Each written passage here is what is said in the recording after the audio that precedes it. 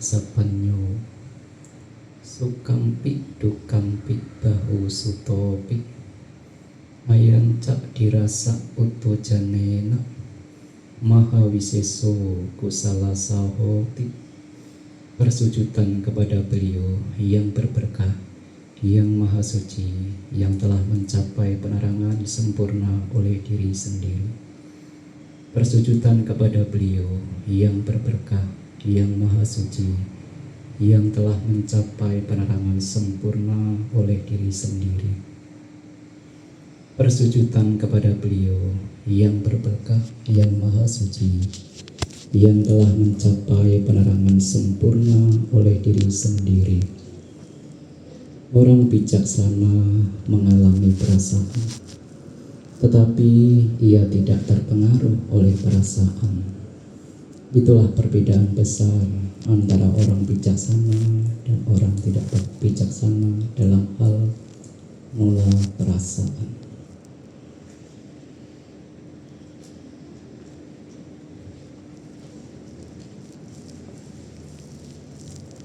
Sangga yang kami muliakan, pada malam hari ini hadir Biku Uga Santo atau Auso Uga Santo, juga dua Samanera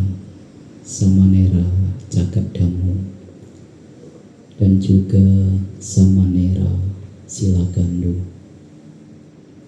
Samanera Jagat Damu jauh-jauh dari Manado hadir pada malam hari ini.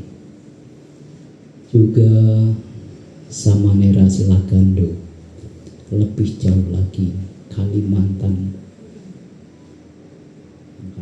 mana saya lupa. Juga ada Auso Uga Santo, juga berasal dari Bali. Semuanya melewati laut. Kalau yang jauh saja bisa hadir, walaupun sekarang menetap di Wihara Mundut, apalagi yang dekat harusnya bisa hadir. Romo Pandita yang terhormat, para pengurus Wihara Dharma Wijaya yang berbahagia, karena pada malam hari ini hadir cukup banyak. Tentu inilah yang mengobati rasa lelahnya para pengurus ketika mempersiapkan acara ini. Saya mendengar dari para pengurus untuk bisa menyambut ibu bapak bisa hadir di Wihara Berbah ini, banyak yang telah dilakukan. Dari membersihkan karpet ini baru dicuci, itu juga dipersiapkan oleh pengurus agar ibu bapak merasa nyaman. Para pengurus juga mulai berbakti, mengabdikan dirinya untuk menyusun altar, merangkai bunga, bahkan harus sampai malam hari. Tidak kata lain selain untuk membuat ibu bapak yang hadir pada malam hari merasa nyaman, merasa bahagia untuk bisa hadir di Wihara Berbah. Dan pengabdian, pengorbanan para pengurus inilah akan merasa terobati kelelahannya ketika melihat ibu bapak hadir dengan penuh semangat. Maka pujian patut diberikan kepada para pengurus yang telah mempersiapkan semuanya dengan sangat baik. Dan tentu para pengurus tidak perlu menginginkan pujian. Kok saya sudah mempersiapkan semuanya, kok tidak dipuji ya? Kok malah di belakang dibicarakan, Bante? Aduh. Harusnya seorang pengurus tidak perlu berkecil hati. Apa yang telah dilakukan, jika itu karena rasa bakti, rasa keyakinan kepada Tiratana, saya meyakini yang dilakukan tidak berguna, tetapi akan memberikan manfaat bagi perkembangan batin masing-masing.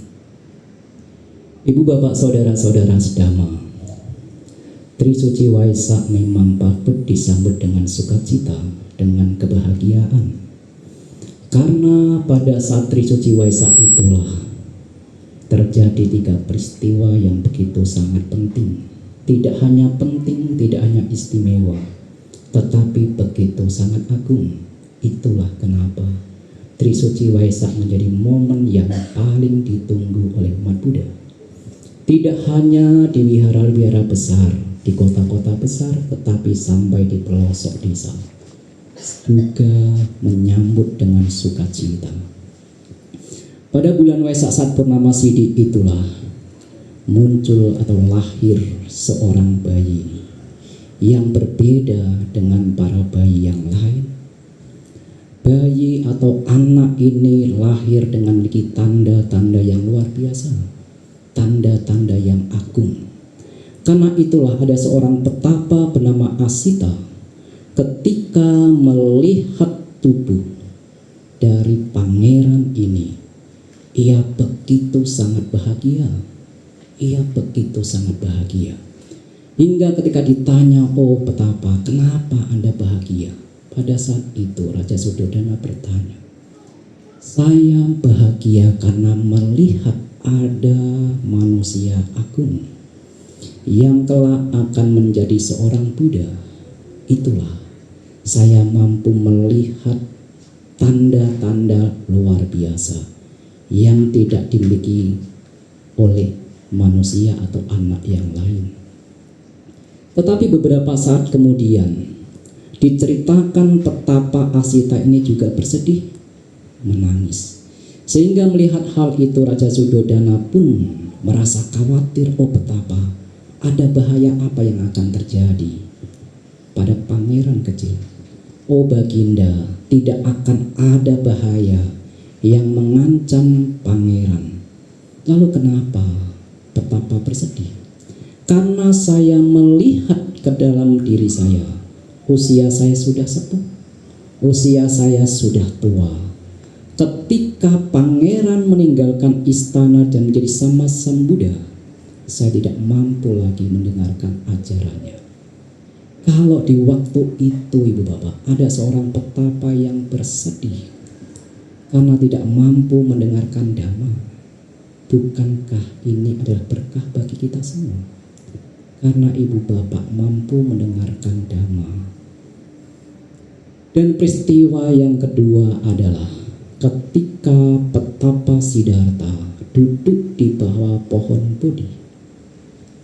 Pada saat itu karena usaha, karena ketekunan dan kebijaksanaan, petapa Siddhartha mampu mencapai sempurna diri. Kesempurnaan menjadi manusia suci. Suci artinya bersih batin dari noda, kebencian, keserakahan, dan ketidaktahuan. Itulah menjadi manusia agung. Sehingga wajar kalau kita juga meyakini, memiliki pemahaman Trisuci Waisak ini adalah selain istimewa juga momen yang agung. Karena pada saat bulan Waisak, saat Purnama Sidhi itulah ada seorang petapa yang mampu mencapai kesempurnaan. Ketika petapa Siddhartha telah mencapai kesempurnaan, telah menjadi Sammasam Buddha, Sang Buddha akhirnya membabarkan Dhamma. Tetapi kadang kita melihat ke dalam diri kita sendiri. Saya sudah belajar Dhamma, mendengarkan Dhamma, tapi kok belum terbebas dari penderitaan. Bahkan iri hati, kemarahan, keakuan, ego masih ada. Apa yang terjadi? Karena Sammasam Buddha mampu melihat manusia dari masing-masing perkembangan batin. Itulah Sang Buddha akhirnya menyebut, menjelaskan ada 4 jenis manusia yang Sang Buddha menyebut 4 jenis manusia.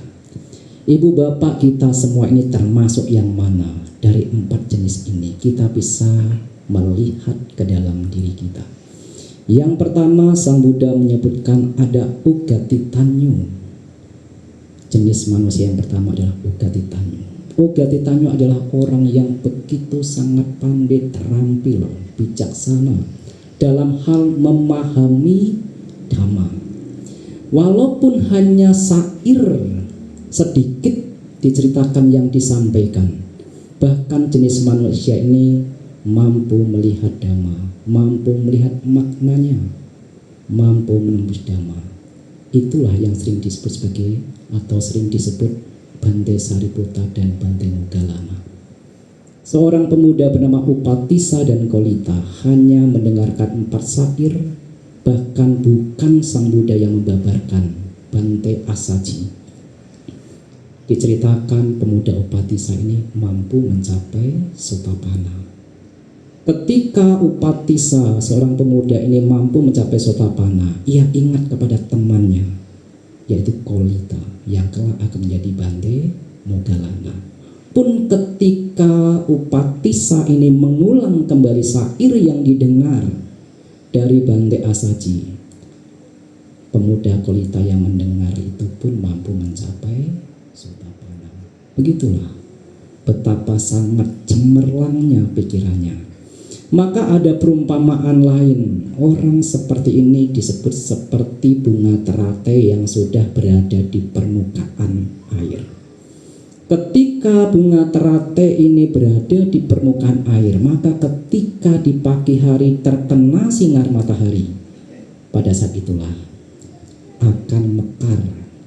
Dan seperti itulah Ugatitanyo diibaratkan, diperumpamakan seperti bunga teratai yang sudah berada di permukaan air, hanya menunggu sinar matahari bisa mampu mencapai Sotapanna.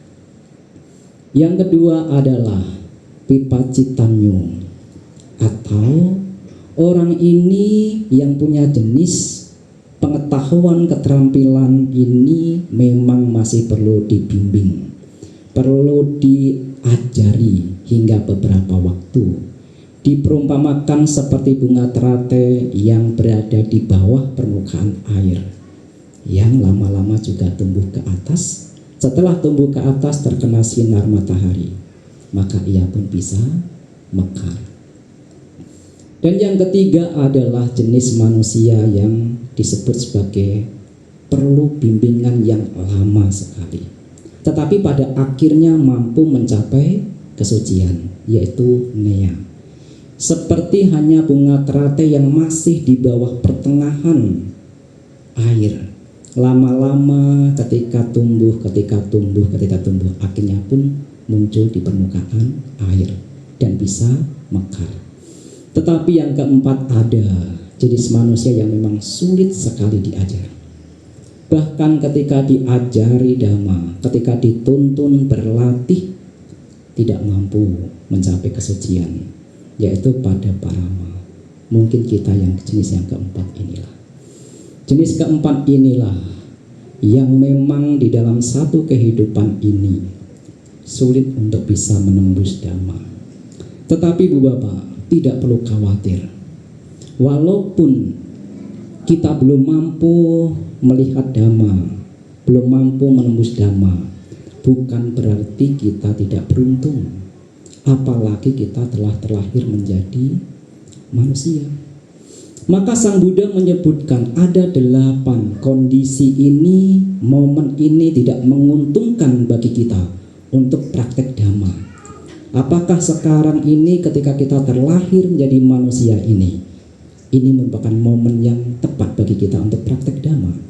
Yang pertama, Sang Buddha menyebutkan ketika dhamma ini telah muncul di dunia, Sang Tathagata telah muncul di dunia, dhamma ini dibabarkan dengan begitu sangat baik, tetapi makhluk ini terlahir di alam neraka. Ini juga bukan momen yang tepat untuk mempraktekkan spiritual, untuk mencapai kemajuan dhamma. Di alam neraka disebutkan banyak sekali penderitaan. Apa yang dilihat, apa yang didengar, apa yang disentuh, semuanya adalah tentang penderitaan. Kalau ibu bapak di dalam masyarakat misalnya hanya melihat objek-objek yang menyakitkan, hanya mendengar ucapan-ucapan yang menyakitkan, dan sentuhan tubuh yang kita rasakan itu juga menyakitkan, bukankah itu seperti di alam neraka? Hanya ada penderitaan. Lalu kita mengecek ke dalam diri kita, di dalam kehidupan sehari-hari saya ini penuh dengan penderitaan ataukah tidak? Maka kalau seandainya kita penuh dengan penderitaan, bukankah seolah-olah kita berada di neraka? Walaupun jasmani kita manusia, tetapi kita penuh dengan penderitaan, penyesalan, kekhawatiran. Tidak ada kebahagiaan, kedamaian. Ini adalah momen yang pertama. Bagaimana kalau kita penuh dengan kekecewaan, menangis, menderita? Kita bisa praktek dhamma dengan baik. Yang kedua, momen yang tidak menguntungkan Sang Buddha menyebutkan adalah ketika dhamma ini telah diajarkan. Sang Tathagata ini telah muncul di dunia dan membabarkan dhamma yang begitu sangat indah di awal, indah di pertengahan dan indah di akhir. Tetapi makhluk hidup ini lahir di alam binatang. Ini juga bukan momen yang menguntungkan untuk praktek dhamma. Apakah ibu bapak betul sekarang telah terlahir menjadi manusia? Belum tentu. Sang Buddha atau di dalam kitab ulasan disebutkan jasmaninya boleh manusia, tapi batinnya bisa seperti binatang. Ada orang-orang yang karena kesal, karena jengkel, karena marah, karena tidak mampu lagi memberikan ucapan labil kepada seseorang itu, sampai ada orang-orang yang berkata, wong kok koyo dilanjut sendiri. Karena ketidakmampuan lagi untuk melihat tidak ada kebaikan yang ia miliki, Bante. Bagaimana mungkin ia tega seperti itu? Seolah-olah boleh jasmaninya seperti manusia, tetapi batinnya ini sudah berbeda. Itulah ada yang menyebutkan manusati racana. Ada. Lalu kita pun bisa mengecek ke dalam diri kita. Kalau binatang itu bagaimana sih kehidupannya? Walaupun jasmani kita boleh manusia, tetapi apakah ucapan kita, perilaku kita, pikiran kita juga seperti manusia? Momen ketiga yang tidak menguntungkan diceritakan adalah ketika Sang Tathagata muncul di dunia. Dhamma ini telah diajarkan dengan begitu sangat sempurna, tapi makhluk hidup ini terlahir di alam peta. Ini juga bukan momen yang menguntungkan. Di alam peta hanya ada kehausan, hanya ada kelaparan. Kalau orang sudah lapar, ibu bapak, kalau yang ada adalah kelaparan, kehausan, bagaimana ia begitu dengan tenang menghadapi kehidupan ini? Kalau sudah lapar, ibu bapak, obatnya cuma satu, yaitu makan. Kalau tidak makan, bagaimana ia bisa hidup dengan tenang? Dan untung ibu bapak sekarang, walaupun banyak umat yang mengeluh, Bante sekarang ekonomi sedang tidak baik-baik saja, tapi saya menduga ibu bapak tidak ada yang kelaparan. Walaupun saya tidak melihat satu persatu ke rumah-rumah, hanya menduga saja. Kalau dugaan kan bisa benar, bisa salah. Tapi saya menduga kepada ibu bapak memiliki kehidupan yang baik, tidak kelaparan. Artinya ibu bapak patut untuk bersyukur. Di tempat-tempat lain bahkan makan saja sulit. Di tempat-tempat lain bahkan rumah saja tidak ada. Di tempat-tempat lain bahkan ada orang yang tidur beralaskan tanah, atapnya langit. Panas kepanasan, hujan kehujanan, tetapi ibu memiliki rumah. Kenapa tidak harus bersyukur? Kenapa kita harus tidak berbahagia kalau dibandingkan dengan ada orang-orang lain yang tidak seberuntung ibu bapak? Jadi momen yang tidak menguntungkan yang ketiga adalah ketika dhamma ini telah muncul di dunia, tetapi makhluk hidup ini telah di alam peta. Jasmaninya boleh manusia, tapi kalau di dalam dirinya ada kehausan, keserakahan, ketakutan, kelaparan, yang ada adalah penderitaan, bagaimana ia bisa mempraktekkan dhamma dengan benar?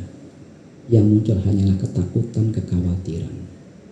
Dan ibu bapak, saudara-saudara sedama, terlahir di alam neraka, telah di alam binatang, telah di alam peta. Ini bergantung dari kondisi karma yang dilakukan. Kalau ibu bapak sekarang sudah telah menjadi manusia, bukankah ini suatu keberuntungan?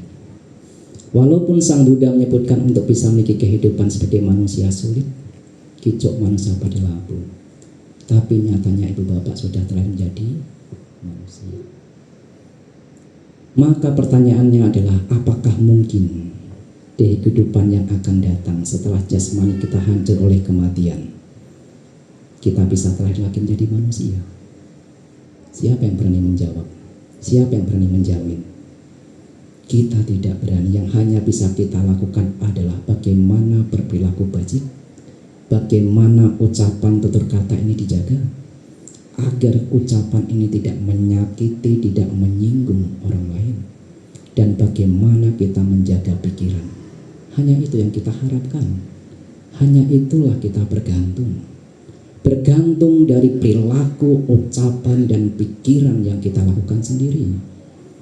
Semakin perilakunya bajik, semakin ucapannya juga bajik, tidak mudah untuk menyalahkan orang lain, tidak mudah untuk membicarakan keburukan orang lain, tidak mudah untuk menyakiti ucapannya orang lain. Itulah harapannya di masa depan. Momen yang tidak menguntungkan keempat adalah ketika Dhamma ini telah diajarkan, Sang Tathagata telah muncul di dunia, tetapi makhluk ini telah di dalam dewa. Tapi dewa ini juga memiliki usia yang panjang, bahkan bukan di arupa Brahma. Bahkan telah di alam arupa Brahma kadang tidak menguntungkan, Ibu Bapak. Bukankah ketika Sama Sambuddha muncul di dunia, pada saat itu Dhamma ini ingin dibabarkan untuk pertama kali? Siapa pertama kali yang dituju oleh Sama Sambuddha? Adalah gurunya ketika masih menjadi seorang petapa, Alara Kalama. Tetapi ketika melihat bahwa mengetahui bahwa Alara Kalama ini bijaksana, ia pandai. Kalau saya mengajarkan Dhamma ini, maka guru Alara Kalama ini bisa melihat Dhamma, bisa menembus Dhamma. Tetapi ketika baru berpikir seperti itu, Dhamma ini ingin disampaikan, ada sosok dewa yang datang. Oh, Sama Sambuddha, Alara Kalama sudah meninggal 7 hari yang lalu. Sang Buddha pun mengatakan kerugian. Kerugian bagi guru Alara Kalama. Karena ketika Dhamma ini telah ditemukan untuk menerangi, untuk membebaskan dari penderitaan, pada akhirnya Alara Kalama terlahir dalam arupa Brahma. Begitu juga ketika ingin mengajarkan Dhamma kepada Udaka Ramaputa pun sama. Padahal Sama Sambuddha menunjuk Alara Kalama dan Udaka Ramaputa sebagai guru yang bijaksana, yang pandai, yang terampil. Bahkan ketika mendengarkan Dhamma mampu menembus Dhamma, tapi karena terhadap arupa Brahma, itu pun kerugian. Momen yang tidak menguntungkan yang ke-6 adalah ketika, bukan ke-6 ya, ke-5 ya. Momen yang tidak menguntungkan yang ke-5 adalah ketika Sama Sambuddha muncul di dunia. Dhamma ini telah diajarkan dengan begitu sangat baik, tetapi orang ini telah di provinsi terpencil. Bahkan para biku tidak hadir ke sana. Bahkan bikuni tidak hadir ke sana. Upasaka upasika tidak hadir di sana. Yang ada hanyalah kelompok orang-orang yang penuh dengan kekasaran. Kalau tidak mendengarkan Dhamma, lalu bagaimana bisa praktek Dhamma? Ibu bapak di Jogja ini begitu sangat beruntung. Tergantung ibu bapak bagaimana menangkap momen ini. Ketika Dhamma ini telah diajarkan oleh Sama Sambuddha, walaupun secara fisik Sama Sambuddha telah parinibbana, tetapi ibu bapak masih bisa mendengarkan Dhamma. Ibu bapak juga masih bisa melihat para biku. Bahkan ibu bapak bisa mencuci kaki para biku tudong. Kalau tidak ada rasa bakti, keyakinan, mungkin tidak. Hanya saja momen ini bagaimana ibu bapak menangkap. Kalau ibu bapak hanya melihat para biku saja, Setelah itu keyakinan ibu bapak berkembang. Ketika itu bakti ibu bapak kepada Sang Buddha dan Dhamma berkembang. Bukankah itu lebih baik? Hanya saja bagaimana ibu bapak ketika melihat para biku? Apakah yang muncul adalah rasa bakti? Apakah yang muncul adalah rasa keyakinan? Ataukah udahlah bantunya seperti itu ya sudah. Keyakinan ibu bapak mulai runtuh. Dan ketika ibu bapak melihat seorang biku hanya dari keburukannya, sudah tidak cocok saya. Ibu bapak telah menghalangi praktek ibu bapak untuk lebih maju. Setidaknya bagaimana ketika ibu bapak melihat orang lain. Kalau ibu bapak mampu melihat orang lain karena kasih sayang, meta berkembang, bukankah itu juga baik ketika melihat para biku? Ibu bapak semakin berkembang kebajikannya. Apakah bertemu secara langsung ataukah ibu bapak melalui YouTube? Sekarang ibu bapak begitu sangat mudah untuk bisa bertemu para biku, bisa mendengarkan dhamma, tidak harus datang ke wihara.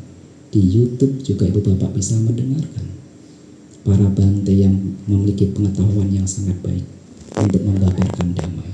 Hanya saja ibu bapak mampu tidak menangkap momen ini.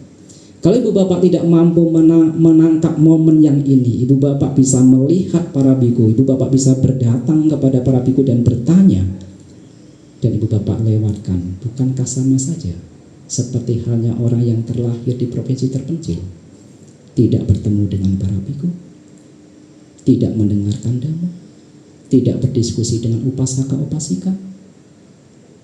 Itulah kenapa ibu bapak, walaupun ibu bapak telah di Jogja misalnya, tapi kalau tidak mampu menangkap momen yang ini, Sang Buddha menyebutkan yang kelima, bahwa ketika telah dalam provinsi terpencil, para biku tidak hadir, para bikuni tidak hadir, upasaka-upasika juga tidak ada.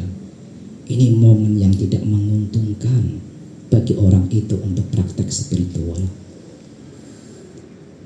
Momen yang keenam yang tidak menguntungkan adalah ketika dhamma ini telah diajarkan begitu sangat baik, Sang Tathagata juga telah muncul di dunia, tetapi seseorang ini punya pandangan salah, bahkan sudah terlahir di Majjhima Desa di India. Tetapi kalau ia punya pandangan salah, ia mengatakan bahwa tidak ada manfaat dari berdana. Untuk apa berdana? Ini pandangan salah. Ini pandangan salah, ibu bapak. Bahkan ketika ibu bapak tidak menyukai seseorang dan ketika itu mencegah, untuk apa Anda memberi sesuatu kepada dia? Lebih baik berikan kepada mereka. Itu ibu bapak telah menghalangi orang lain untuk mendapatkan sesuatu. Dan itu berarti ada rintangan di dalam batin. Kalau ibu bapak tidak suka kepada seseorang, tetapi seseorang itu ingin berbagi kepada ia yang ibu bapak tidak sukai, jangan dicegah. Mampu tidak ibu bapak menahan agar tidak mencegah orang lain memberi sesuatu kepada orang yang tidak disukai tersebut? Karena kalau sampai kita mencegah orang lain untuk berbagi kepada seseorang, setidaknya 3 rintangan atau 2 rintangan telah kita lakukan. Yang pertama, kita telah mencegah orang lain untuk mendapatkan sesuatu, dan itu adalah rintangan bagi kita. Yang kedua, kita mencegah seseorang untuk mendapatkan jasa. Berbagi itu ada jasa, ada jasa, ada jasanya. Berbagi itu ada jasanya. Berdana itu ada manfaatnya. Maka dari yang dicegah, walaupun mungkin kita tidak suka kepada seseorang yang orang lain ingin berbagi. Yang kedua adalah ketika ada pandangan saya tidak ada manfaat dari persembahan. Mempersembahkan bunga di altar tidak ada manfaatnya. Mempersembahkan bunga di altar tidak ada manfaatnya. Untuk apa mempersembahkan bunga, mempersembahkan buah di altar? Kan sama Sang Buddha telah meninggal, sudah tidak ada. Hati-hati ibu bapak. Kalau ibu bapak punya pandangan bahwa Sang Buddha setelah parinibbana tidak ada, ini melampaui dari Sang Buddha. Karena Sang Buddha tidak pernah mengatakan bahwa ketika Sang Tathagata parinibbana, Sang Tathagata tidak ada. Walaupun Sang Tathagata juga ketika ditanya, apakah Sang Tathagata ada setelah parinibbana, Sang Buddha juga tidak menjawab. Tapi Sang Buddha juga tidak menjawab ketika ditanya, apakah Sang Tathagata tidak ada setelah parinibbana, Sang Buddha juga tidak menjawab. Kalau sampai kita mengatakan kepada orang lain bahwa untuk apa kita memuja kepada Sang Buddha, toh Sang Buddha sudah parinibbana kok, sudah tidak ada, hati-hati. Berarti kita melampaui apa yang telah dinyatakan oleh Sang Buddha. Kalaupun secara fisik sama Sang Buddha telah tiada, tapi kebajikan nilai luhur masih nampak.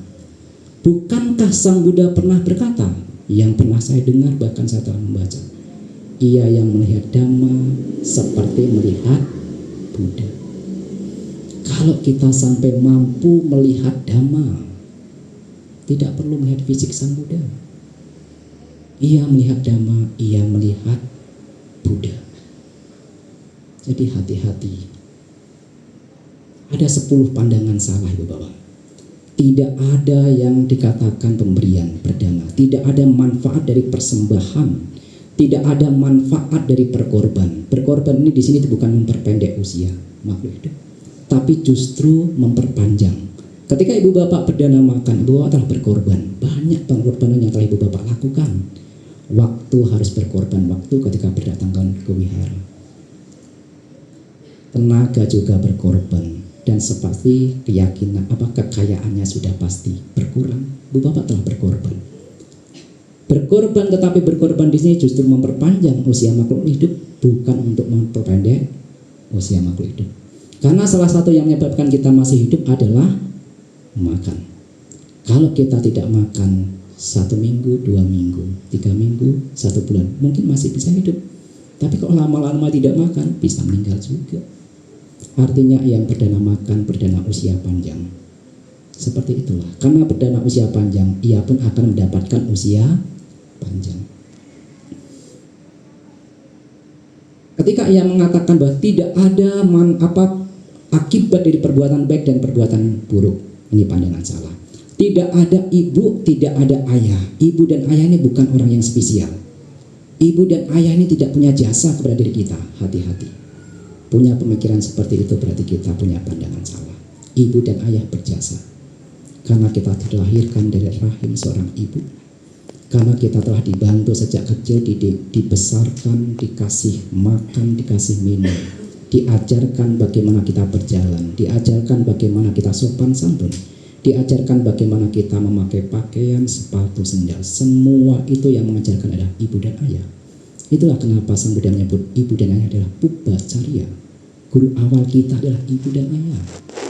Ya mungkin di beberapa kasus ada seorang ayah yang buruk perilakunya. Tapi bagaimanapun juga kalau ibu dan ayah ini punya jasa, kita harus berpikir bahwa apalagi kita memang mendapatkan manfaat dari kehadiran ibu dan ayah, berarti ada manfaatnya, ada jasanya. Yang keenam, yang ketujuh adalah ada ibu dan ayah. Ati mata, ati pita. Ibu ini ada, ayah ini ada, maksudnya jasanya ada. Yang ketujuh dan yang kedelapan, ada dunia ini, ada dunia lain. Kita hadir di dunia ini karena dulunya pernah terlahir. Dan ketika kita mengalami kematian, selama kita punya pengotor batin, masih punya iri hati, kemarahan, dendam, keserakahan, selama itu juga kita masih lahir kembali. Yang kesembilan, atik sata opapatika. Kalau sampai kita mengatakan tidak ada makhluk yang terakhir secara spontan, natik sata opapatika, tidak ada makhluk yang lahir secara spontan, berarti pandangan salah. Tapi kan saya tidak pernah melihat, Bante, ada seorang yang lahir secara spontan tiba-tiba muncul di depan kita. Tidak ada yang seperti Sun Gokong langsung muncul tiba-tiba. Walaupun tidak ada, walaupun kita tidak pernah melihat, bukan berarti tidak ada. Mudahnya seperti ini, Ibu Bapak. Kalau mudahnya, Kalau ada manusia tiracana, berarti ada manusia dewa.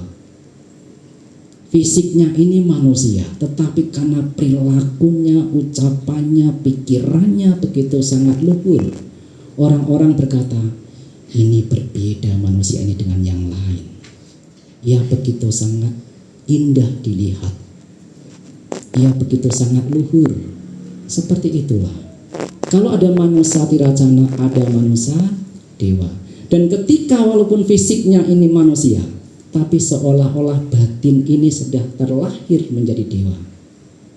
Seperti itulah mudahnya. Dan ketika itulah kalau kita punya kebajikan, punya nilai luhur, seolah-olah kita lahir seperti dewa. Atau di tempat lain kadang walaupun sulit untuk menjelaskan. Kalau seandainya ada seorang anak yang sejak kecil ini dilahirkan buta, dan setelah itu ditanya ketika dewasa, Anda percaya tidak ada matahari? Tidak percaya. Kenapa? Tidak pernah melihat. Anda percaya tidak ada bulan? Tidak percaya. Kenapa? Karena tidak pernah melihat. Warna putih, warna kuning, warna merah berarti tidak percaya? Tidak. Kenapa? Tidak pernah melihat. Tapi nyatanya kan walaupun tidak pernah melihat, ada yang bisa melihat. Ada. Dan yang ke-10 adalah pandangan salah, adalah ketika kita punya pandangan tidak ada petapa Brahmana yang karena pengetahuan, keterampilannya, kebijaksanaannya mampu mencapai keluhuran batin sehingga mampu melihat dunia lain dan dunia ini. Jadi ada 10 pandangan salah Ibu Bapak. Walaupun kita telah menjadi manusia dan telah berada di tengah-tengah dhamma ini telah diajarkan, selama kita memiliki pandangan tidak ada manfaat dari pemberian, tidak ada manfaat dari persembahan, tidak ada manfaat dari perkorban, tidak ada manfaat atau tidak ada akibat dari perbuatan baik dan akibat perbuatan buruk, tidak ada ibu, tidak ada ayah, tidak ada dunia ini, tidak ada dunia lain, tidak ada manusia atau makhluk yang terlahir secara spontan, dan tidak ada petapa Brahmana yang karena kebijaksanaannya, keterampilannya mampu mencapai keluhuran batin. Ini punya pandangan salah. Dan kita sulit untuk maju ke depan kalau sampai memiliki 10 pandangan salah ini. Itulah kenapa kita mesti singkirkan dulu 10 pandangan salah. Momen yang tidak menguntungkan yang ke-6 adalah ketika ia terlahir menjadi manusia, bahkan di Majjhima Desa. Ia punya pandangan salah. Yang ke-7 adalah momen yang tidak menguntungkan adalah ketika Sang Tathagata muncul di dunia. Dhamma ini telah diajarkan dengan begitu sangat baik, tetapi seseorang ini tumpul pikirannya, tidak bijaksana sama sekali. Sulit untuk membedakan ini baik, ini buruk, ini bermanfaat, ini tidak bermanfaat. Tumpul kebijaksanaannya, tidak punya kebijaksanaan. Bahkan kalaupun saatnya ia terlahir menjadi manusia di Majjhima Desa, Dhamma ini juga telah ditemukan, tapi itu bukan momen yang tepat karena ia tumpul. Dan momen yang tidak menguntungkan ke-8 adalah ketika Sama Sambuddha tidak muncul di dunia. Dhamma ini juga tidak muncul di dunia karena Sama Sambuddha tidak muncul. Walaupun ia terlahir begitu sangat bijaksana menjadi manusia, ia juga terampil, ia juga bisa membedakan ini baik, ini buruk. Ini juga bukan menguntungkan untuk praktek spiritual. Seperti halnya dengan Guru Alarakalama dan Guru Udakaramaputra. Tidak menguntungkan karena ketika terlahir pada saat itu Sama Sambuddha belum muncul di dunia, walaupun begitu sangat bijaksana. Inilah momen, 8 momen yang tidak menguntungkan. Ibu Bapak bisa merenungkan sebagai penguat. Ketika makhluk terlahir di alam neraka, ketika terlahir di alam binatang, ketika terlahir di alam peta, ketika terlahir di alam dewa tetapi memiliki usia yang panjang atau bahkan arupa Brahma. Yang kelima, ketika terlahir di provinsi terpencil, para biku, bikuni, upasaka, upasika tidak hadir, yang ada adalah kekerasan. Yang keenam, ketika telah menjadi manusia bahkan di Majjhima Desa sekalipun, kalau punya 10 pandangan salah, tidak mampu, bahkan tidak cocok untuk melakukan kehidupan sebagai spiritual. Yang ketujuh, ketika terlahir menjadi manusia bahkan Sama Sambuddha muncul, Dhamma telah diajarkan dengan begitu sangat baik, tetapi pikirannya tumpul tidak punya kebijaksanaan. Dan yang kedelapan, ia bijaksana, terampil, tetapi sama Sang Buddha tidak muncul di dunia. Ibu bapak termasuk yang mana? Oh Bante, momen yang tepat sekarang. Lalu apa yang harus saya lakukan? 4 hal ibu bapak. Setidaknya saya meringkas 4 hal. 4 hal ini patut untuk dilakukan. Walaupun sama Sang Buddha telah parinibbana, tetapi Dhamma ini telah dikumandangkan, telah diputar dan kita mendengar.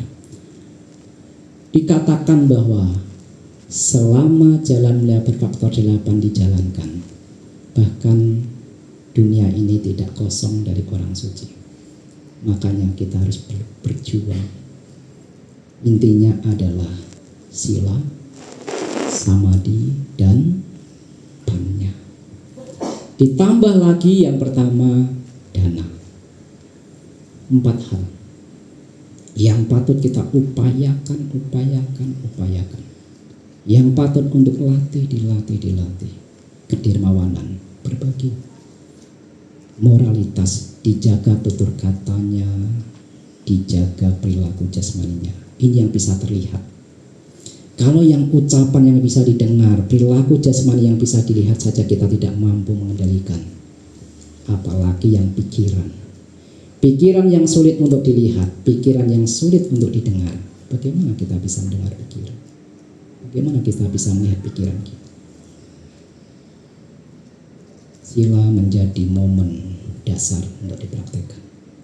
Yang ketiga, kembangkan pikiran bajik. Meta dikembangkan, karuna dikembangkan, mudita dikembangkan. Dan yang keempat, panya. Pada akhirnya ibu bapak, semuanya tidak kekal abadi. Apa yang kita miliki pada akhirnya akan kita lepaskan. Bukan berarti sekarang kita harus melepaskan semuanya, bukan. Silahkan ibu bapak memiliki rumah, silahkan ibu bapak memiliki mobil, silahkan ibu bapak memiliki kekayaan, tetapi pandangan benar juga harus dimunculkan. Ini pun tidak kekal. Pada akhirnya ini pun akan berlalu. Walaupun ibu bapak belum mampu untuk berbagi, kalau seandainya ibu bapak sudah memunculkan, ini pun akan berlalu. Mungkin saja ketika kehilangan, berpisah dari apa yang disukai, benda-benda yang dicintai, kita siap menghadapinya. Karena kita telah menanamkan pandangan benar. Itulah kenapa pandangan benar menjadi yang pertama di dalam jalan mulia berfaktor 8. Begitu sangat penting. Kalau kita punya pandangan benar, diceritakan pikiran kita pun menjadi benar. Kalau kita memiliki pandangan benar, pandangan bahwa ini pun akan berlalu. Kalau mencuri itu merugikan orang lain, ia pun akan berucap yang benar karena punya pandangan yang benar. Ketika punya pandangan benar, perbuatan pun menjadi benar, mata pencaharian menjadi benar, usaha pun menjadi benar, perhatian pun menjadi benar, dan ia memiliki konsentrasi yang benar. Inilah ibu bapak saudara-saudara sedama yang biasa sampaikan pada malam hari ini. Walaupun Sang Buddha mengkelompokkan 4 jenis manusia, tapi bukan berarti ini adalah kutukan, bukan. Tetapi ini adalah cara kita untuk berjuang kembali, bahkan ketika kita belum mampu untuk mencapai keluhuran batin. Yang terpenting adalah dana, sila, samadhi, dan tetap dikembangkan. Selamat merayakan Trisuci Waisak kepada umat Buddha Wihara Dharma Wijaya Berbah, khususnya ada umat Buddha Yogyakarta.